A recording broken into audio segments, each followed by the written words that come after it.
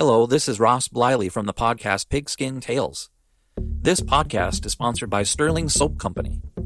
With products sold throughout 41 locations around the globe, Sterling Soap Company has a unique assortment of products to choose from for your loved one for the holidays. Handmade artisan soaps created by Roderick and Amanda Lovin since 2012, these products are affordable and provide great value. Act now and save on your shipping costs. If you purchase $75 or more, your shipping cost is free in the United States. Shop now online at sterlingsoap.com.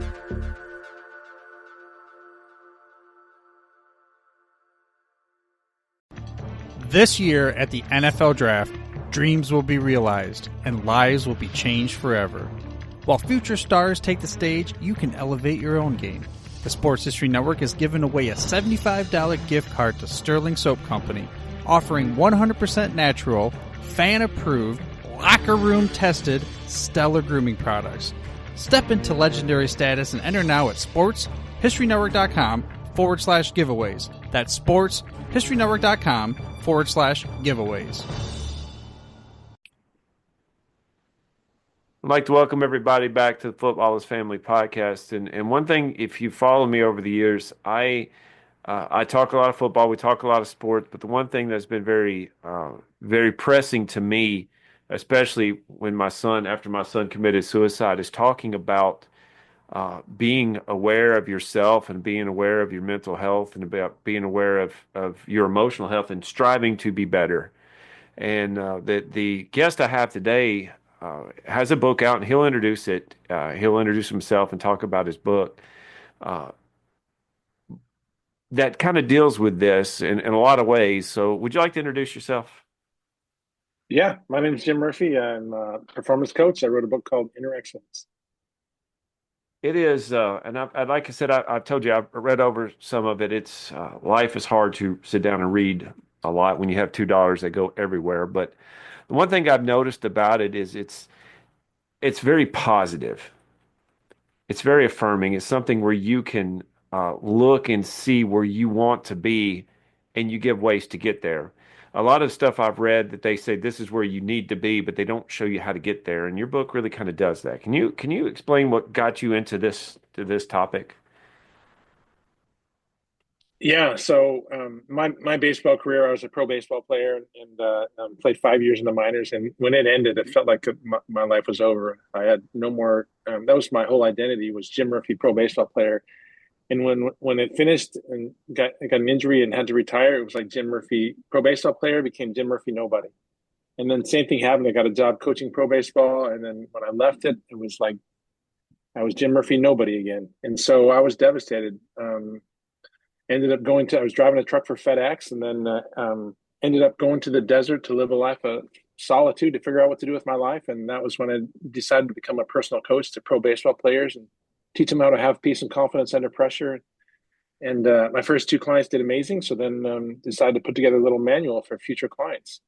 And then that became a 5-year full-time writing and research event that became the book Inner Excellence.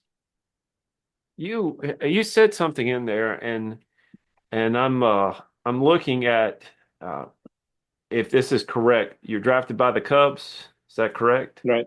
Yep. Um,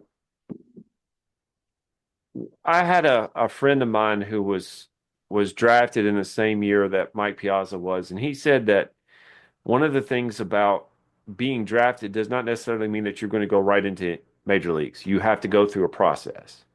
So you going through a process, not only playing in high school and college and then the minor leagues and playing and that takes up your whole life, right? It just takes up everything you are. Mm-hmm. And when you find your self your self identity is in something and then you get hurt, how devastating was that to who you were? You know, you got hurt, you had to stop what you've worked all your life for. How devastating was that? Yeah, completely lost. I had no hope, no future, nothing. I felt like I was nobody. Do you think that is something that, because there's people that are listening, Jim, and I love your openness so far, and if I go too far, please tell me. Do you think that there's people out there that aren't aware that one thing takes their life up until they lose that thing? Oh yeah, I think that's most people. Um, so I just finished the Inner Excellence Retreat in Tijuana, Mexico yesterday. We built a house for a family with Youth with a Mission, Homes of Hope, and led this retreat. And um, I told them that, we're working on heart transformation. The heart, your spirit, your will, that's a part of your life that's running your life, along with your subconscious mind. And training it is the most important thing you'll ever do. And so I said, you can tell, get a quick glimpse of where your heart is because, well, when you're squeezed, what's in your heart's going to come out. Well, if I squeeze an orange, we're not getting apple juice. We're going to get orange juice because what's inside is going to come out. And that's what happens when we get under pressure. And so we want to make sure that when we get squeezed, what comes out is inner strength and inner peace. And so I said, here's a couple of questions you can ask yourself to see where your heart is right now. So ask yourself, what have I thought about the most over the last few days and weeks? What have I worried about the most? What's kept me up at night? And what have I dreamed about the most? And that'll tell you where your heart is because what you love most is your God. That's what you worship. We all worship something. It doesn't matter if you're Buddhist or atheist or Muslim or Christian. We all have something that's at the top of your loves, and that's where your life revolves around, and you're stable as whatever that is. I have worked with in my profession is people who have come off addiction or are in the middle of addiction. And what you're saying there is that, and I believe it's even in the book there. I believe in your appendix it talks about the Alcoholics Anonymous, which is whether you agree with it or not, it's very powerful and it can apply to other things, not just alcoholism. It can apply to other things. And you mentioned it in there, which I thought was fantastic. Uh, but I talk to people in, at the time that they're talking with me, they're ready to change. But when you check back with them, you're talking about the God being whatever their mind is. Boy, things like that become their God quickly. They can't just leave it there. If somebody's listening right now, and I know you probably can't give a definitive answer because each person's different. What would be your recommendation for somebody to change a bad habit into a good one? Not overnight, but in a process. What would be your first instinct to tell them? Well, if we want to just talk about changing habits, we need to replace it with something better. And so it's really hard if you just say, I'm going to stop doing something, stop smoking, whatever. We need to replace it with something better. If we look at smoking, for example, one of the big challenges with stopping smoking is that there's such a social component, and we're created for relationship. To be fully known and fully loved is our greatest need and greatest desire. And so if you feel like there's a part of you that's, if I take away my smoking, I'm going to take away my social circle, then it's going to be really, really hard to get to stop that habit. But in general, if you want to create a new habit, we add it to something else that you're already doing, a current habit. For example, brushing your teeth. Um, if you say balanced on one leg, you could work on your balance while you're brushing your teeth. Then there's a habit you can get into, or um, there's many things that you can do, but attaching it to a current habit is one way. Yeah, when you play baseball, was there a pitch? What position did you play mainly? I was an outfielder. Outfielder. Was there a pitch that just drove you absolutely crazy? Um, I would say I didn't really like the ones that were like 96, 97 coming at my head. Little head action there. Uh, were there some things though that you just obsessed about hitting or fielding or anything like that just became who you are and that's all you thought about, when out on the field? Well, as a pro baseball player and any baseball player, really, you're evaluated by your batting average, and so it's really there's so much failure as has been well documented in baseball, and so it's really hard to not put pressure on yourself. If you have four at bats, two hits or more is a good game. One hit or less is not. And so if you already got two at bats and you don't have a hit yet, now we've got some pressure. And if you're over three going into your last at bat, you really want to get a hit there. And so it can play a lot of mind games with you. So how would you take and but like I said, your book really hits on that, the stuff that I was able to read on it that I really enjoyed on it. How do you take that type of pressure? And you say, squeeze orange, you're going to get orange juice. How do you take that type of pressure and use it positively in somebody's life so they can see who they truly are? I mean, Well, the number one thing that we always want to do is we're creating a life. We've got to get out of and you just need to be successful with the short term thinking of I just want to make this putt or get a base hit or get a promotion. You need to think about your whole life, and that means heart transformation and who you're becoming is the most important thing about you. And so, since that's the case, we want to learn and grow every day, especially in self awareness. And so, with Inner Excellence, we start with how you want to feel in your life and how you don't want to feel. I call it WTF and DWTF. And because we're going to start to, once we clarify how you want to feel in your life, then we're going to look at develop habits of thought and action around that every day to get you more and more often into how you want to feel and aware of when you're moving towards that or away from it. you, what is the number one, in your opinion, the number one hindrance for people for life changing? And I say that in general, but I think you know what I'm talking about. What's the number one hindrance do you think that causes people not to change? Well, fear and self-centeredness, ego, all kind of goes together. All three of them work closely together: fear, self-centeredness, and ego. Self-centeredness is the default way of living, um, constantly thinking about yourself, but it leads towards fear in general. And so it's the greatest challenge that we face in performance and in life is getting in our own way and constantly thinking too high of ourselves or too low of ourselves. I have, and I'll tell you this, I self-sabotage a lot. And when people say, well, what does that mean? It's I get in my own way. Something good's happening, I overthink and I underdo. Uh, do you find people that do a lot of that in your work?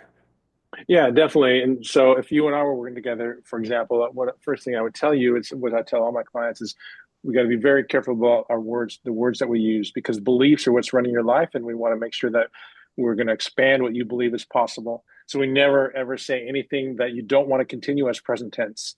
And so one thing that you could do, I would love you to consider, is to never say that I self-sabotage, because that's the present tense thing about what I believe you do not want to continue, correct?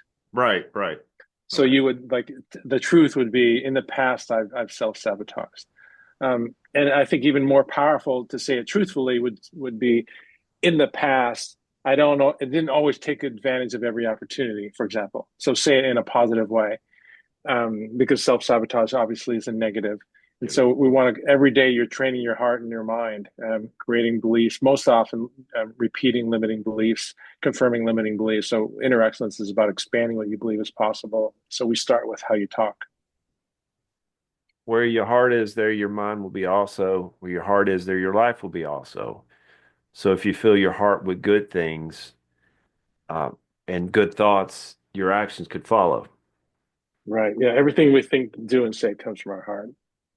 So if you, I know every person is different. Every person has their own background, their own baggage. Every person has situations where they came from. I'll tell you a story if I can. I want you to kind of tell me what you think about this.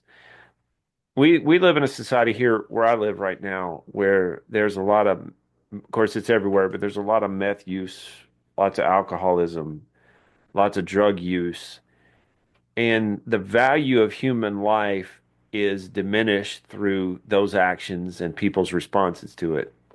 However, a couple of years ago, my son committed suicide in 2022, and I started Well, to I started to adopt, well, it's right on my arm here and here, the semicolon, because I've struggled with it too. And I was going around, we're at a Christmas parade here. It's Waverly, Tennessee, just down the road from where I am right now. And I noticed on this truck the semicolon.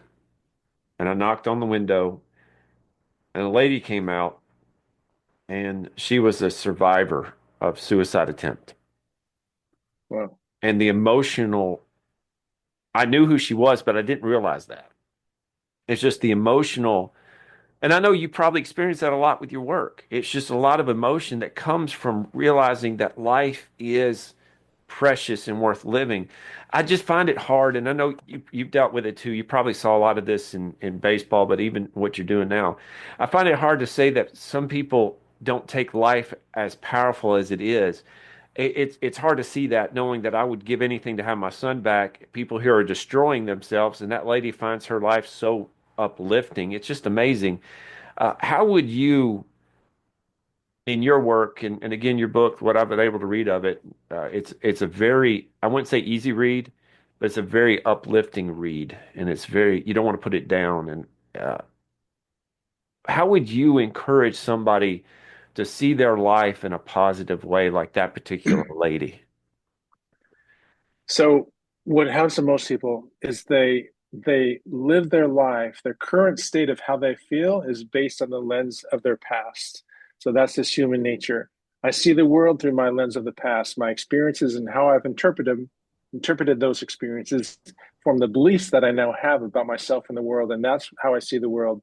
Because I don't see the world as it is. I see the world as I am, and you see the world exactly as you are, not as the world as it is. So none of us see the world as it exactly is.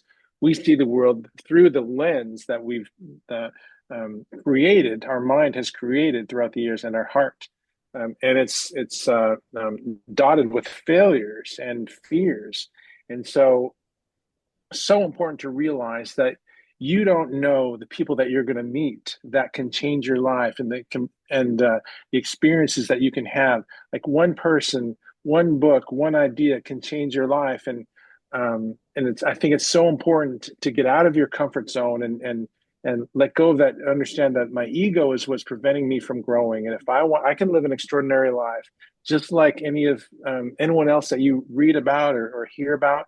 You can also live an extraordinary life, and a life that means a life with amazing experiences and deep enriching relationships, because you can love fully, you can love unconditionally, and when you do that, you can be fearless.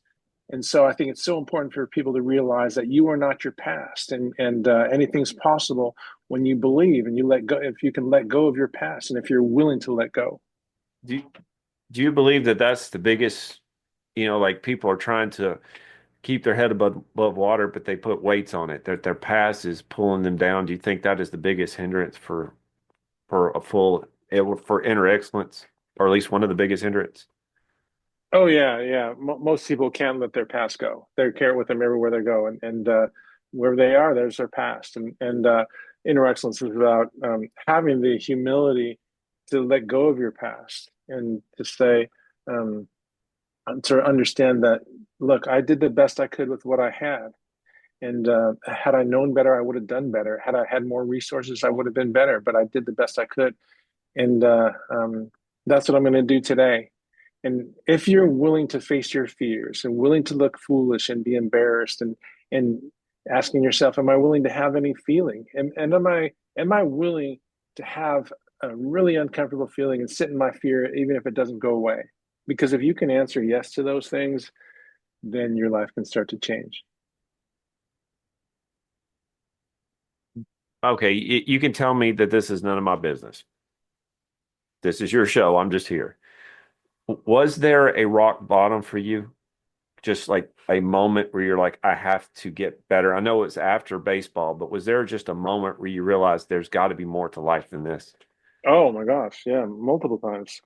Um, in the When I went to the desert, I spent 5 years full time writing and research, and spent my life savings. I was $90,000 in debt, and coming out of that, a series of little miracles. I met a New York City literary agent, and I got a major publisher. We got in bookstores around the world in 2009. But I was $90,000 in debt, and so um, I wrote the book to get clients. But I'm Denver 2010. I'm thinking I'm in. I was there to speak to some high school kids, and I was thinking, okay, so it's great the books in bookstores around the world, but you have no money to hire someone to market the book. You don't know how to do marketing and you don't like promoting yourself. This is not a good marketing plan. And if no one hears about the book, no one will buy the book. And if no one buys the book, Barnes and Noble will pull it off the shelves. And your 5 years of full-time writing and research and going into $90,000 in debt could all be a waste. And you'll be a total failure if no one buys the book, and they pull it off the shelves. And I couldn't see how that wasn't going to happen. And so my mind started to spiral, and I almost had a mental breakdown. My knees were shaking, and it was very scary. It was actually the turning point in my life. When you hit rock bottom, you realize I have to go up. Well, I called my friend. I said, "Tell me what to do." I was so lost, and this is what happens when you isolate yourself. We've got to be really careful about isolation, because we're created for relationship. Our greatest need is to be fully known and fully loved, and our greatest fear is rejection, isolation. And just like in prison, it's the greatest punishment is isolation. I called my friend and said, "Tell me what to do." And he said, "Find a homeless person and help him." I look around the corner and there's a homeless harpist. I mean, I'd never seen one before, but this guy's playing a full-size harp. And I don't even know. I mean, those things are so rare. It's like I don't even know if half the listeners know what that is if they're a certain age. But this thing that angels supposedly play in cartoons. He's playing this harp, and he's got this grocery cart full of stuff next to him. And I sit down and listen to him play, and then I look at my wallet, and I had $100, which meant I must have taken a cash advance because I had no money, and most of my credit cards were maxed out. But that day, I had $100 in my wallet, so I pulled it all out and gave it to him. I left and went back to where I was standing to run on the treadmill to try and breathe, get through the day. And I come back to that same area a couple hours later, and I'm sitting in the Starbucks. I just can't function, and so much anxiety, just staring into the abyss. And the homeless harpist walks past me and stops in my tracks and says, "Are you the guy that gave me that money?" And I said, "Yes." And he leaves and comes back with a box of chocolates and a bracelet and a card, and he gave all three to me. When I was writing the book, I asked this girl from my church. I said, "Hey, can you read this book and make sure it lines up with the Bible? I got to make sure that this book is filled with truth." And she said, "Have you ever heard of the word? I read your book. Have you ever heard of the word Zoe?" I said, "No." She said, "It means life, fullness of life. It's in the Bible a lot. I think that's what your book is about." I said, "Definitely. My whole life I've obsessed about being a superstar, when what I've always really wanted, I realize now, is to feel fully alive." So I started to orient my book around the pursuit of fullness of life and let everything else be added to you. So I'm in the Starbucks and I look at this homeless harpist card and said, "Thank you so much for caring for me. No one's cared for me like that before. Love, Zoe." I was like, "Your name is Zoe?" And he said, "Yeah." I said, "Do you know what your name means?" He said, "No." I said, "That means absolute fullness of life." I studied that for 5 years. I just wrote a book about it. And I give him the book and I never see him again. And so that was February 2010 during the Vancouver Winter Olympics in my hometown. And then that's my life started to change after that dramatically. I try. My profession is deals with the Bible every day, all the time. That's what I do. And we're told that Christ came to give life and that more abundant. And I don't, it doesn't necessarily mean that you have to be religious or anything like that. But I'm a believer with you that if you have life, if you're just living, that is not a life to have. It's not a life to have. I want to have life that allows me to see past the gray clouds and to see that there's always a future. I tell people that I talk with that the only reason that I'm still sitting here right now, especially after what happened to my son, is because I always saw one more day and things will get better. One more day. This coming next year, my son died on his junior year, going into his senior year. This next year, my daughter becomes a senior. I get to see her senior year. My other daughter, uh, if we let her live the way that she is going right now, we're going to see her grow up. Uh, when you talk about abundant life, I think there's things, and you may agree or disagree with this, that's fine. I think there's things out there that can help you live, but I don't think that those things are going to give you abundant life. I think you got to get that on your own and figure out what makes you satisfied in life. I don't think anybody else can give that to you. I mean, do you think so, or do you think it's Well, I think there has to be if you just try and pursue what I call lower level loves, like I spent most of my life pursuing lower level loves, which is just satisfaction and pleasure and achieving my goals. And unless you devote your life to a purpose beyond yourself, you're never going to be fulfilled. There has to be a purpose beyond yourself, and that's kind of the start. We're created for love. We're hardwired for love, and and so if this unconditional love. But the great thing is unconditional love is fearless, and so if you want to be fearless, that's the way to go. Let me ask you one more question, and then I want you to, you know, sum up a couple of things for yourself and tell us where we can get your book. And Mr. Jim, I appreciate this was awesome. I enjoyed every bit of this. Uh, if you could give somebody, and this is overarching because every person is different, no one is the same. But if you can give the listeners here one piece of advice to kind of help them along their way to inner excellence, uh, what would that be? Well, on a short term thing, if you're a listener right now and you're having a tough time in your life, if you bend over backwards to help someone else out, that helps you out even more. And so that's on a short term thing. On the long term, um, if you devote your life to a purpose beyond yourself, then you've got a chance to fully live. And we can all do that. We can all change the world, but we can all love greatly and love unconditionally. And every single person can do that. And when you do that, you can be fearless. Tell us where we can find your book and how we can follow you on social media. So the book launched this morning, April 29th, in bookstores all over the world, in North America, rather, in English, wherever books are sold. You can also get it on Amazon. And yeah, and I'm on social media, Inner Excellence, Jim Murphy. And I have a website, innerexcellence.com, and I've got a newsletter that kind of shares everything. If you go to my website, you can see everything that we're up to. I will, innerexcellence.com. I will go on to that as soon as this is over and sign up for the newsletter. You, like I said, for what I was able to read, you are a genuine guy who, talking to you, it definitely proved that has a caring heart that has looked past where he was from and what he went through to become better. And when you say that you want people to, or we would hope for people to go better, that's what you are doing. You are living your words. And it just, we've only talked for 30 minutes, and I can see not only do you have amazing hair, and I'm respecting the hair game. I really am. I don't have that. I have two daughters.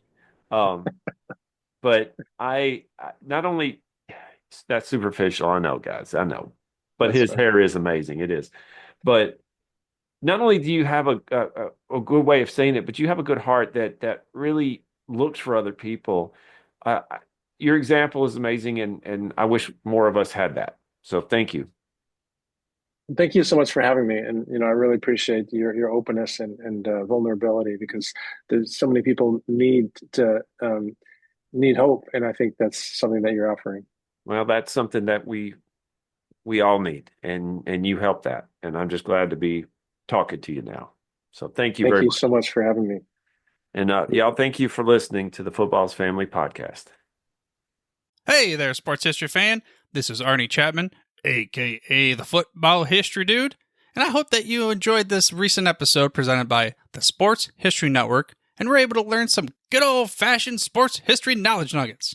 I started the Sports History Network back in 2020 with the mission to help podcasters find a community of like-minded sports history nerds, as well as helping aspiring podcasters to start their own shows.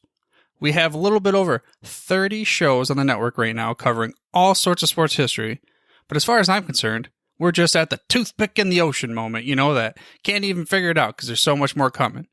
We wanted to create the ultimate headquarters for sports yesteryear, starting with Podcast Network and our website, but we're going to continue to move into other mediums as well. And here's the cool part, because we want you to be part of our team. So if you're interested in starting your own podcast, or maybe being a guest on one of our shows, or who knows, maybe even writing an article for us over on the website. Seriously, all you gotta do is reach out to us on the contact page over at sportshistorynetwork.com. You can be as technologically savvy as a Neanderthal tapping on a stone trying to figure out this whole hieroglyphics thing back in the day. Again, it doesn't matter, because even if you don't understand the whole podcast space, we have a production team that can pretty much help you out with doing everything. All you got to do, head over to sportshistorynetwork.com, head to the contact page, fill it out. That message goes right to me, and I'll reach out to you as soon as I can. But for now, dude, I'm through if you're through.